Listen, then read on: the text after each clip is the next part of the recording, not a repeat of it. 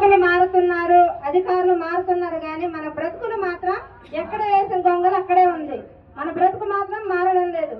అనేక అధికారులు వచ్చిన తర్వాత కానీ పాలకులు మారిన తర్వాత ఒకటే అడుగుతున్నాం, మనకు కావాల్సిందేంటి? కూటమి ప్రభుత్వం ఏం చెప్పింది వాగ్దానాల్లోనే? మేము అధికారంలో రాగానే అందరిని కూడా ముందు మహిళల్ని లక్షాధికారులను చేస్తానంది. మరి మీరందరూ ఎంత లక్షాధికారులు అయ్యారో మాకు తెలియాలి. లక్షాధికారులు అయితే మనం ఇక్కడికి రావాల్సిన పరిస్థితి ఏంటి? కూల్ చేయాల్సిన అవసరం ఉందా? అంటే అధికారం రావడం కోసం ఎన్నైనా అబద్ధాలు ఆడతారు. కానీ ఈ రోజు ప్రభుత్వాలు ఆడిన అబద్ధాలతో ఈ రోజు ప్రభుత్వం నెట్టుకొస్తా ఉంది. కానీ వాళ్ళు ఇచ్చిన ఒక్క వాగ్దానం కూడా ఈ రోజుకి అమలు చేయలేదు ప్రభుత్వం. మనం ఏమడుగుతా ఉన్నా, కనీసం పేదలు కావాల్సిందేంటి? నువ్వెన్నో సంక్షేమ పథకాలు కాదు, సూపర్ సిక్స్ కాదు.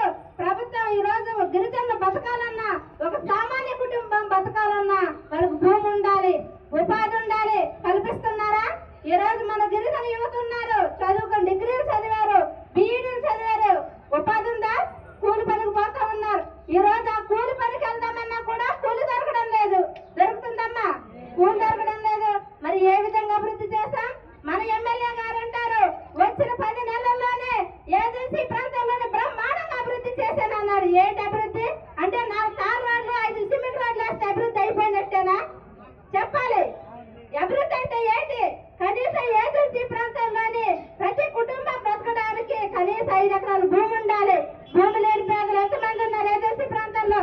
నువ్వు అభివృద్ధి చేయాలంటే ఏజెన్సీ ప్రాంతాల్లోని ఈరోజు ప్రభుత్వ భూములు ఉన్నాయి, అప్పనంగా ప్రజల నుంచి దోచుకొని తినే భూస్వాములు ఉన్నారు.